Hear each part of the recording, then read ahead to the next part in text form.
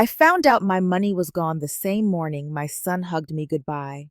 No warning, no argument, just a calm smile and a story that did not quite add up. In that moment, I realized something far worse than loss had already happened. I had been slowly erased, not by strangers, but by the people who knew exactly how to reach my softest places. What hurt most was not the betrayal itself, but the certainty that it had been planned long before I ever noticed the cracks. This is the story of how silence became my only shield and patience my most dangerous weapon. Before we dive into today's story, take a moment to share where you're watching from. We love seeing how these stories bring people together from every corner of the world. Your thoughts and comments are what make this community so special, and we're truly grateful to have you here. If you haven't already, don't forget to hit that subscribe button and turn on notifications so you never miss a new story filled with drama, resilience, and unexpected twists. Now, get comfortable, maybe grab your favorite drink, because this is a tale you won't want to miss. Let's get started. My name is Evelyn Parker, and I am 64 years old. When I look back now, I realize how calm and orderly my life once felt, how convinced I was that I had built something solid enough to protect me from surprises. I was never reckless, never impulsive. I believed preparation was a form of love, especially for a woman who had spent her adult life making sure nothing collapsed unexpectedly. For more than 35 years, I worked as a senior accountant for a construction company in Columbus, Ohio. Numbers were my language. Spreadsheets made sense when people did not. I learned early that money was not about greed, but about stability, about having options when life decided to test you. I had seen coworkers lose everything because they trusted the wrong partner or signed something they did not fully understand. I promised myself I would never be one of them. Then my husband died. It was sudden, an unexpected stroke on an ordinary morning that split my life into before and after. One day we were sharing coffee at the kitchen table, and the next day I was standing alone in a quiet house that felt far too large for one person. Grief did not arrive as loud sobbing or dramatic breakdowns. It arrived as silence, the absence of footsteps, the extra place setting I stopped taking out without even noticing when that habit ended. I stayed in our suburban home, the one we had already paid off years earlier. Financially, I was secure. I had a dependable pension, health insurance, and nearly $300,000 in savings, money I had set aside carefully over decades of disciplined work. That knowledge gave me comfort. It allowed me to believe that even though I had lost my husband, I had not lost control of my life. I was alone, but I was not vulnerable. At least, that is what I told myself. My son Daniel was my only child. Raising him had been my greatest responsibility and my greatest pride. I worked long hours, sometimes too many, but I made sure he never felt abandoned. I paid for his education, supported his ambitions, and stepped back when he became an adult, trusting that independence was part of loving him properly. When he married Lauren, I welcomed her with cautious optimism. She was confident, articulate, and modern in ways I was not. We were polite, cordial, not especially close, but I assumed that was normal. I believed my role as a mother had ended in a quiet, honorable way. Daniel had his own household now. I had mine. I never wanted to be the kind of parent who interfered or demanded gratitude. I believed that respect came from distance, from letting your children live their lives without your shadow constantly looming over them. Looking back, I see how strong that belief was and how dangerous. I trusted that love and money existed in separate compartments, that one could never be used as leverage against the other. I trusted that being careful my entire life meant I was protected. I trusted that family, even when imperfect, would never view me as something to be managed or used. At the time, I was proud of myself. I thought I had done everything right. I did not yet understand that security can create blind spots and that sometimes the very discipline that keeps you safe is what makes you slow to recognize betrayal when it begins to take shape quietly inside your own family. If you are still watching and starting to feel how quickly trust can turn into vulnerability, please comment number one below so I know you are with me. What came next was the first small decision that quietly changed everything. Now, let us move on to chapter 2. After my husband's funeral, Daniel and Lauren became fixtures in my days. At first, their presence felt comforting, almost necessary. Daniel called every morning without fail, his voice careful and steady, as if he were afraid I might shatter if he spoke too loudly.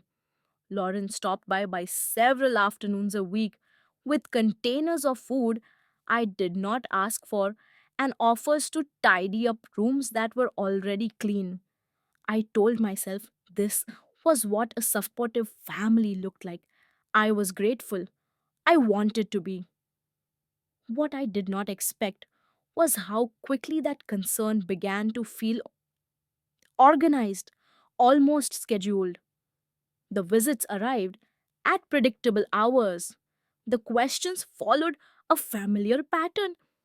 They asked about my sleep, my appetite, whether I had remembered my medications, even though I had never had trouble managing any of those things. Each question carried a softness that made it difficult to object. But together, they formed something heavier, like a gentle hand resting on my shoulder for just a moment too long. The language they used shifted subtly over time. It was no longer about how I was feeling, but about how I was managing. Lauren often framed her comments as observations, never accusations.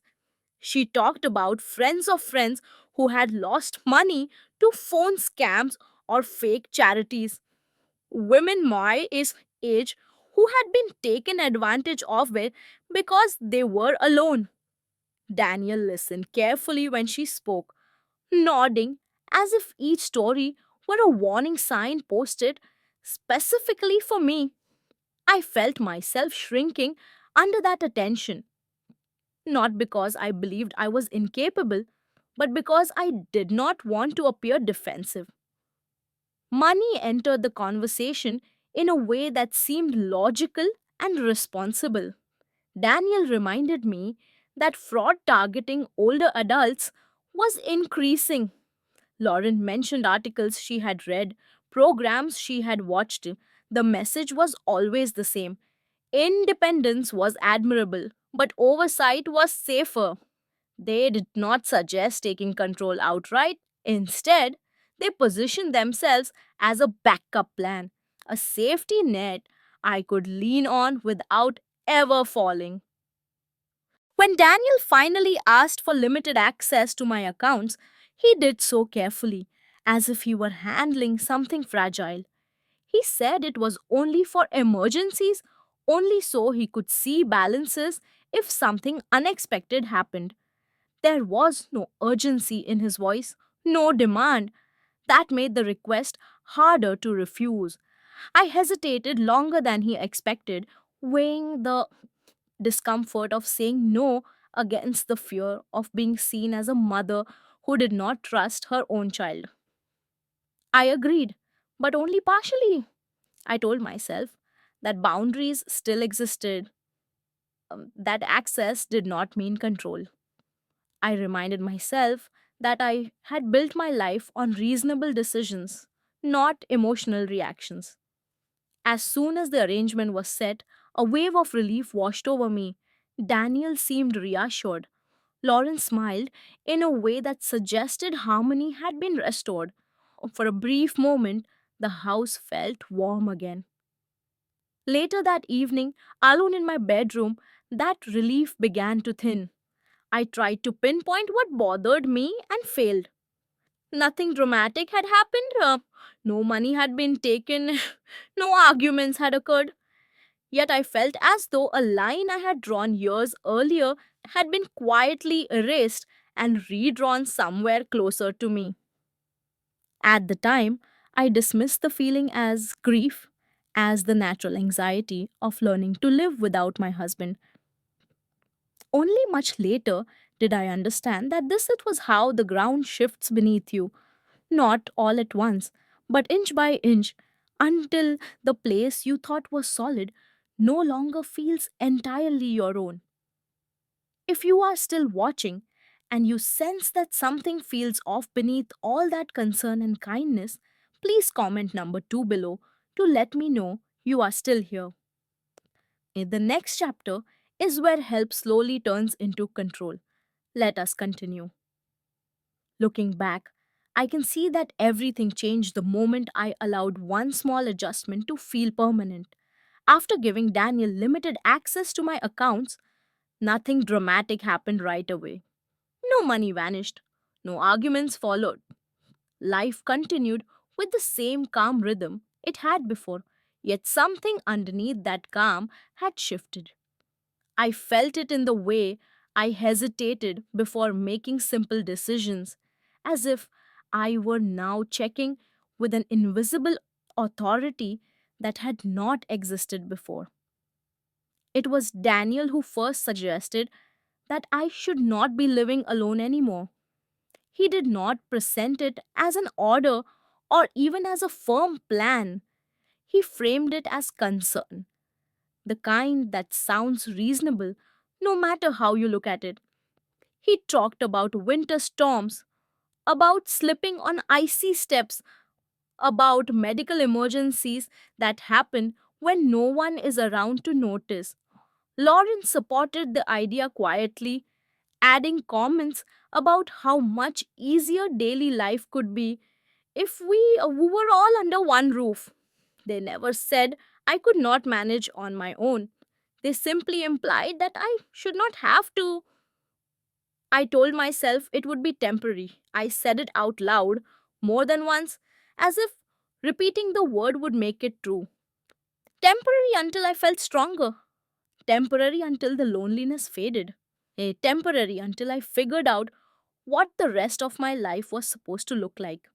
The truth was that independence had started to feel heavier than I expected, and the idea of being needed again appealed to a part of me I had not acknowledged. Leaving my house in Columbus was harder than I anticipated. I packed slowly, forcing myself to choose what mattered and what did not. I boxed up old photographs, legal documents, a few keepsakes from my marriage. I left behind furniture I no longer wanted to move and rooms that still smelled faintly of my husband's cologne. I did not cry when I locked the door for the last time, but I stood there longer than necessary, memorizing the feel of the key in my hand. The first weeks in Daniel and Lauren's house in Indianapolis were surprisingly pleasant. Meals were shared, conversations felt easy. Lauren asked about my routines and adjusted hers to accommodate them, at least at first. I felt included, almost useful, in a way I had not felt since my husband died. I began to believe that I had misjudged my own resistance, that perhaps this was the natural progression of family life. Gradually, small requests appeared. Could I fold laundry while Lauren finished a work call? Could I watch the house while they ran errands? Could I help with dinner on nights when everyone was tired? None of these things felt unreasonable. I did them willingly, even eagerly, because I wanted to contribute to prove that I was not a burden. Over time, those requests stopped feeling optional. They became expectations woven into the daily routine. I noticed changes. My days were structured. My comings and goings were commented on, sometimes with humor, sometimes with concern. Suggestions replaced choices. If I planned to run errands alone, someone offered to come with me. If I stayed out longer than expected, questions followed. Each moment seemed small enough to ignore, yet together they formed a pattern I could not quite deny. The realization came quietly one afternoon as I sat alone in my room, listening to the muffled sounds of Daniel and Lauren moving through the house. I understood then that I had crossed a line without marking it. I was no longer simply visiting. I was no longer fully in control of my own space or time. The decision to move in, which had felt like a solution, had become the first irreversible step into a life where returning to who I was before would not be easy. If you are still watching and realizing how easy it is to cross a line without noticing, please comment number 3 below so I know this story is resonating with you. In the next chapter, a pattern begins to emerge that cannot be ignored. By the time I accepted that my move was no longer temporary, my days had already begun to rearrange themselves around expectations I had never agreed to out loud. Nothing dramatic announced the change. There was no argument, no raised voices, no clear moment I could point to and say, this is where it began. Instead, it settled in quietly, like dust collecting in corners. You stop checking. Daniel and Lauren started speaking to me with a tone that was careful but unmistakably different. Questions became reminders, suggestions carried an edge of instruction. They commented on my schedule, my energy, even my choices of clothing, always framed as concern. I was told certain things might be too tiring, too complicated, too unnecessary for someone my age. Each comment arrived gently, but together they reshaped how I was seen inside that house. Money followed the same pattern. Small withdrawals appeared on my statements, always with explanations that sounded reasonable. Repairs, household expenses, short term investments that would supposedly benefit all of us. I noticed them immediately. Old habits from decades of accounting never really leave you. Still, I said nothing. I told myself that sharing a home meant sharing costs, that this was simply part of living together. Which questioning it felt petty, almost ungrateful. At the same time, my role in the household became more defined without anyone ever stating it clearly. I cooked more often. I cleaned because it was easier than waiting for someone else to do it. I folded laundry because it was already there. The line between helping and being expected to help faded quickly. If I rested too long, someone would ask if I was feeling well. If I finished chores early, no one noticed. I began to understand that my usefulness had become part of my justification for being there. The first real crack in the illusion appeared unexpectedly during an ordinary conversation that had nothing to do with me. Lauren mentioned, almost in passing, a woman she had once lived near, an older neighbor who had recently moved into a nursing facility. The name meant nothing to me, but the timing did. Lauren said it casually, as if it were an unremarkable life transition, then quickly changed the subject. Later that week, I learned the woman's house had been sold in a rush. When I asked a few gentle questions, Lauren's responses became vague. She offered no details, no stories, no explanation for the sudden change. Her discomfort was subtle, but it was there. That was when a familiar instinct stirred, one I had relied on countless times in my professional life. Patterns do not announce themselves, they reveal themselves slowly through repetition and omission. I began paying closer attention. I noticed how often age was used as a reason to decide things for me. I noticed how money left my accounts more easily now that I was no longer the one physically living with it. Noticed how Lauren avoided discussing her past in specifics, always keeping details just out of reach. None of it was enough to accuse, all of it was enough to observe. I did not confront them. I understood instinctively that doing so would only push everything deeper underground. Instead, I chose silence, not the silence of fear, but the silence of someone gathering information. I listened, I remembered, I let conversations unfold without interruption. Years of professional experience had taught me that people reveal the most when they believe they are safe from scrutiny. By the end of that month, I knew something was wrong, even if I could not yet name it. This was not a series of misunderstandings or clumsy attempts at care. It felt structured, intentional, a system that had worked before. And as I lay awake one night, staring at a ceiling that was no longer mine, one thought settled heavily in my mind. If this was a pattern, then I was not the first person to stand where I was standing now. If you are still watching and you feel that quiet fear creeping in, please comment number 4 below to let me know you are paying attention.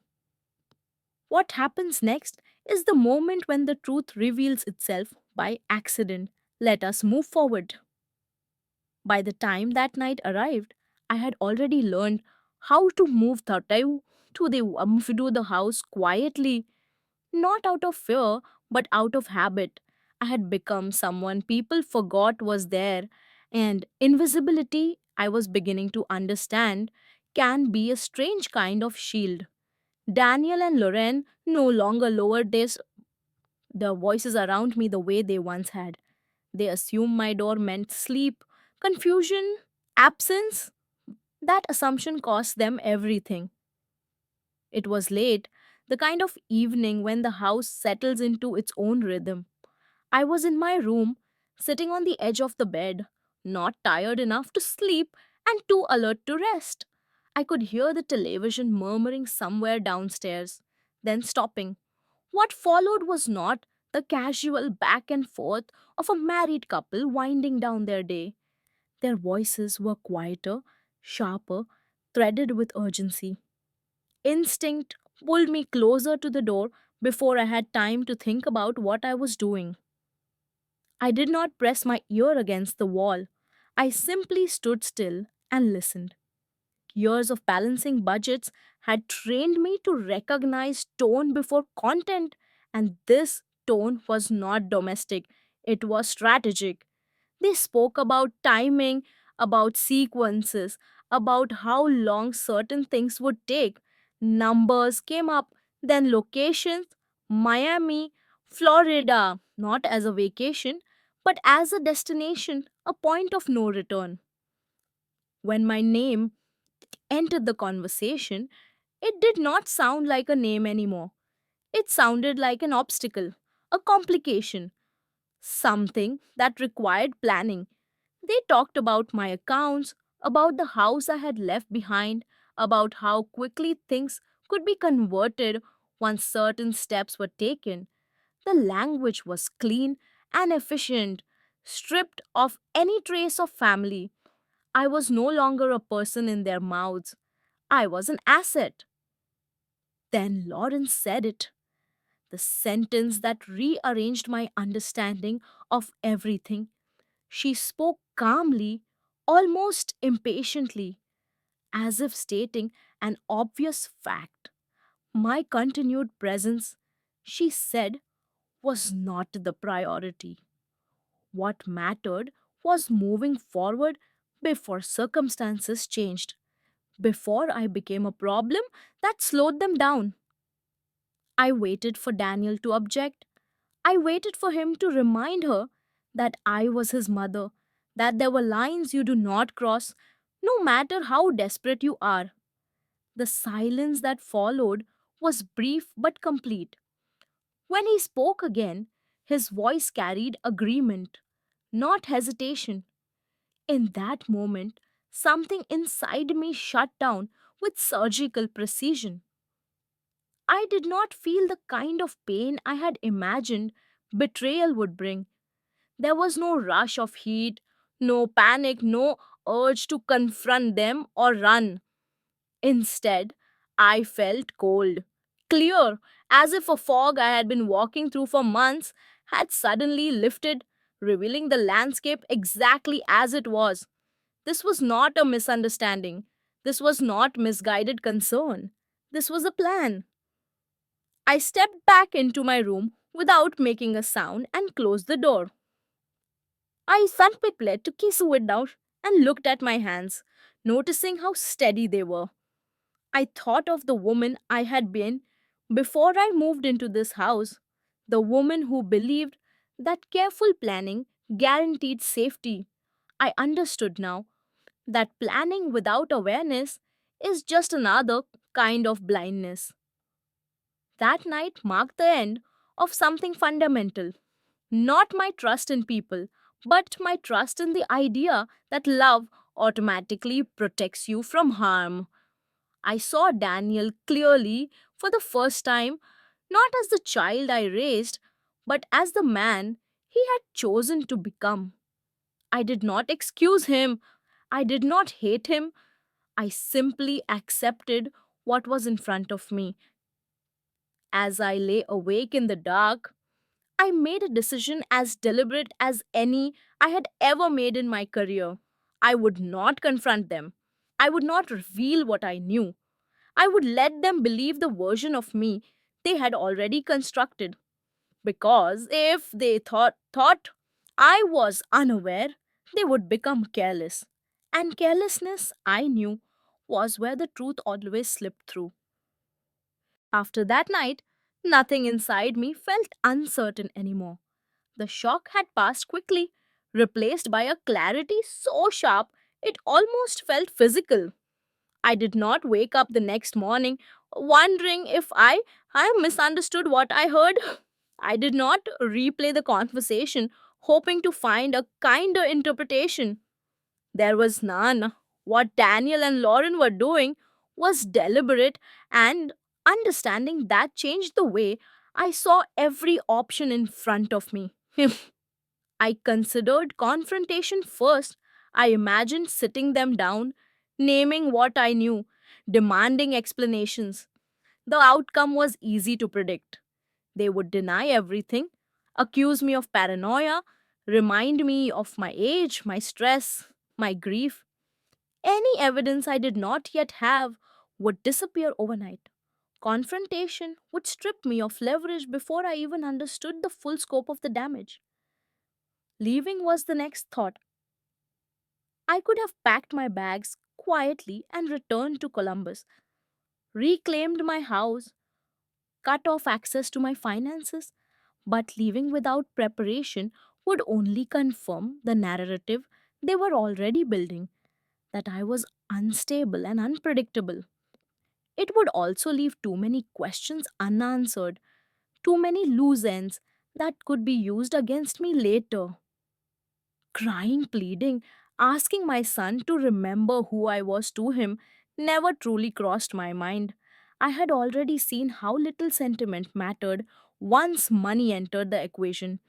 Emotion would not protect me here, it would expose me.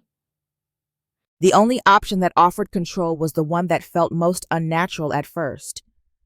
I would become exactly who they believed I already was: quiet, dependent, slightly confused, harmless. I understood then how dangerous underestimation can be, because I had witnessed it countless times in my career. People grow careless around those they think cannot see the whole picture.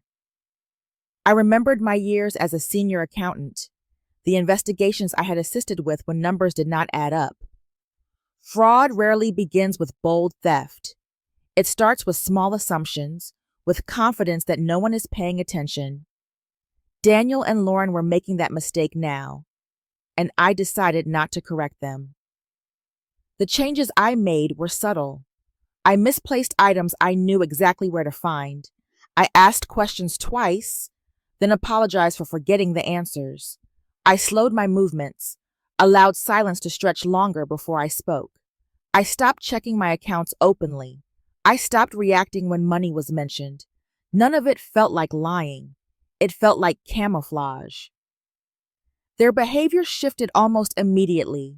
Lauren grew more relaxed around me, less guarded in her tone. Daniel stopped explaining things in detail, assuming I would not follow anyway. They spoke more freely in my presence, their caution dissolving as my apparent awareness faded. I listened without comment, storing details the way I always had, categorizing information for later use. At night, alone in my room, I planned quietly. I reviewed timelines, habits, patterns. I noted when they left the house, how often they checked accounts, what names and places surfaced in conversation. I did not act yet. Acting too soon would ruin everything. This phase required patience, and patience had always been one of my strengths. Something unexpected happened as the days passed. The fear I had been carrying for months began to loosen its grip. In its place grew a sense of control I had not felt since before my husband died. I was no longer reacting to circumstances. I was shaping them. I was no longer the person being managed. I was the one observing the system from the inside. I understood the cost of this choice. Pretending to fade would change how they saw me permanently. There would be no easy return to who I was before. But I also knew that safety rarely comes without sacrifice. This was not about revenge. It was about survival. By choosing invisibility, I had chosen to stay in the room long enough to see the entire picture.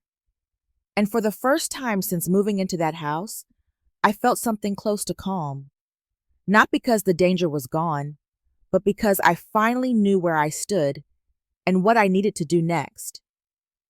If you are still watching and wondering how far this plan is really going to go, please comment number 6 below so I know you are still with me.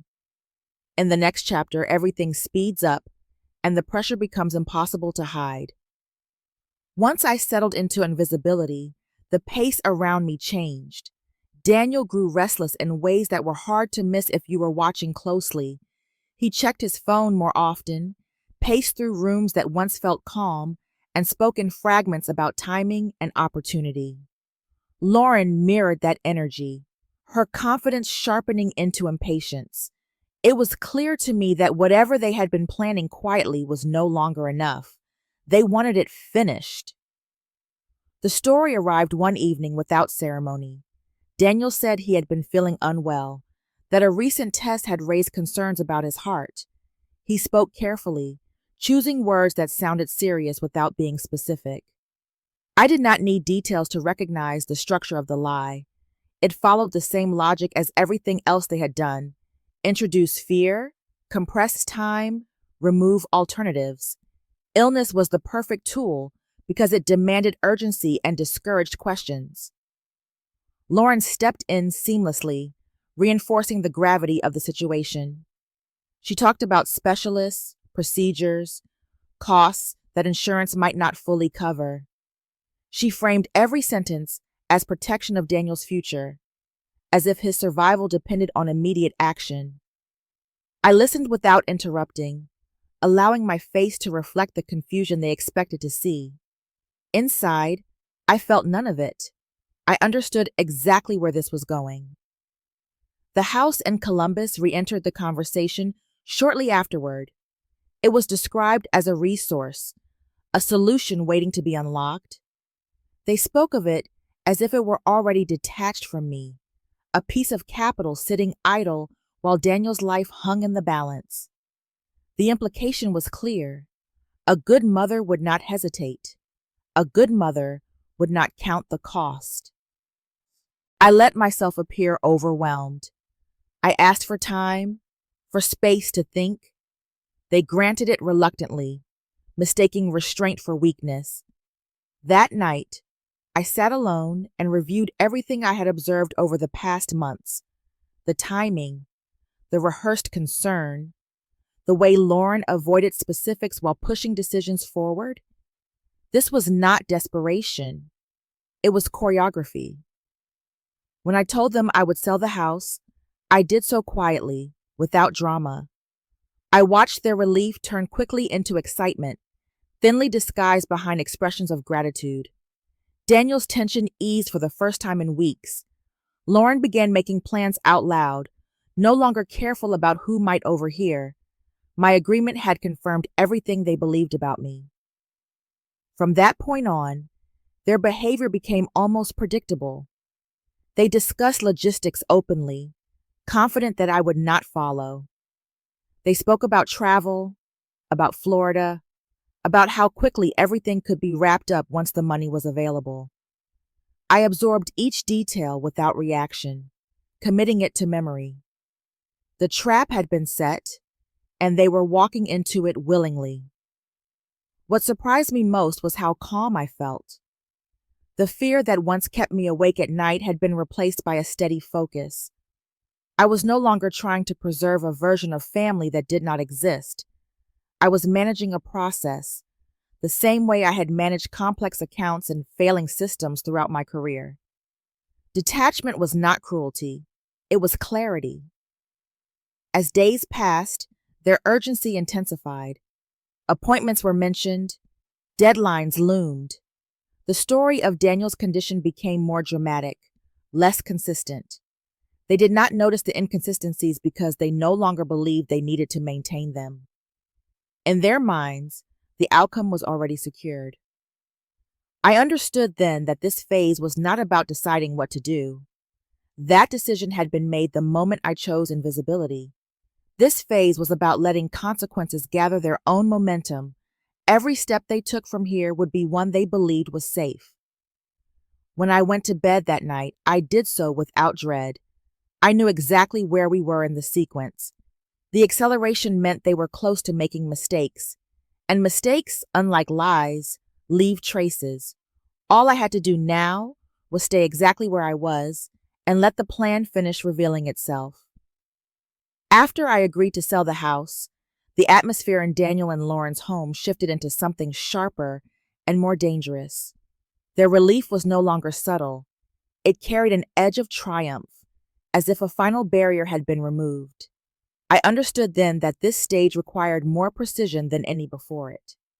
One misstep now could unravel everything I had carefully allowed them to believe.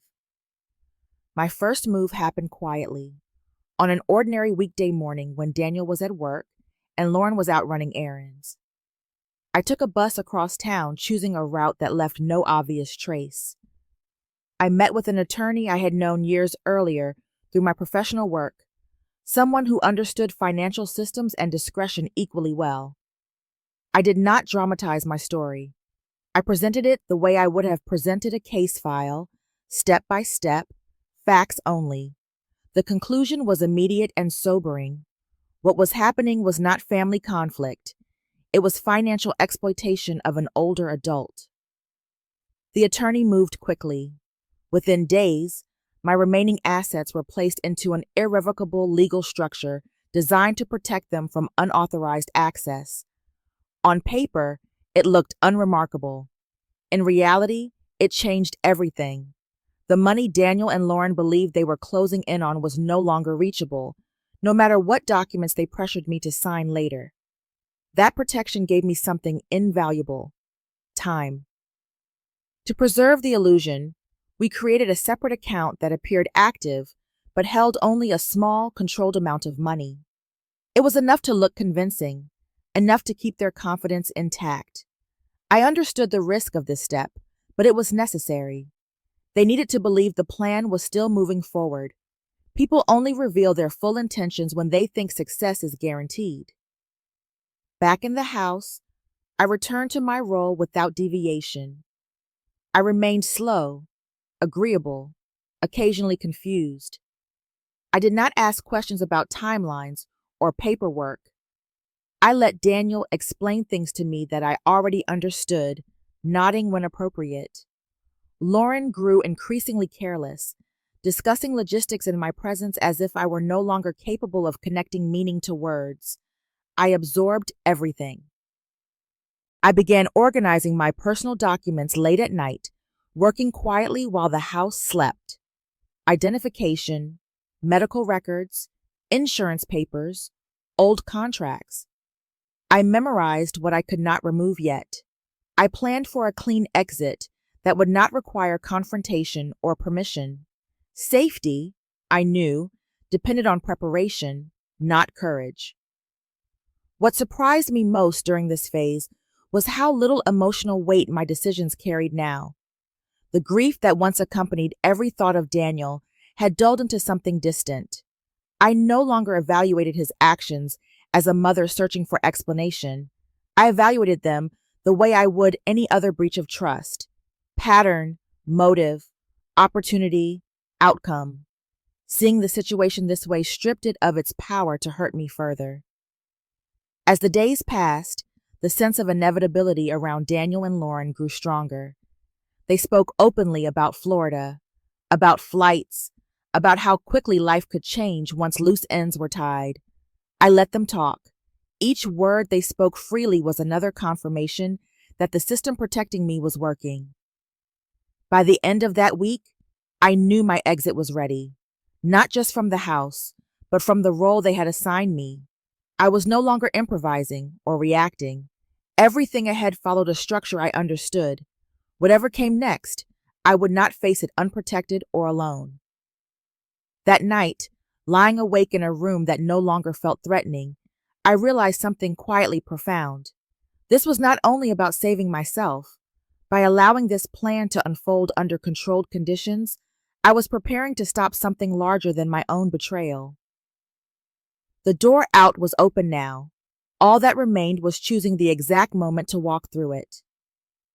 If you are still watching and you want to see how this all ends, please comment number 8 below to let me know you are ready. The next part is where the truth finally steps into the open and the story reaches its unavoidable conclusion. The morning Daniel and Lauren left for Miami felt strangely ordinary. The house moved through its routine as if nothing significant were about to happen. Suitcases stood by the door. Lauren checked her phone repeatedly, refreshing something I did not need to ask about. Daniel avoided my eyes, offering a rushed explanation about a short business trip and a quick return. I nodded, playing my part to the very end. There was no dramatic goodbye, no embrace heavy with meaning. They were already mentally gone, their bodies only passing through the final steps of departure. I watched them leave the driveway and waited until the sound of the car disappeared before allowing myself to sit down. The silence that followed did not feel empty. It felt resolved. I did not go anywhere that day. I stayed where I was, making tea, folding a blanket, letting the hours pass without distraction.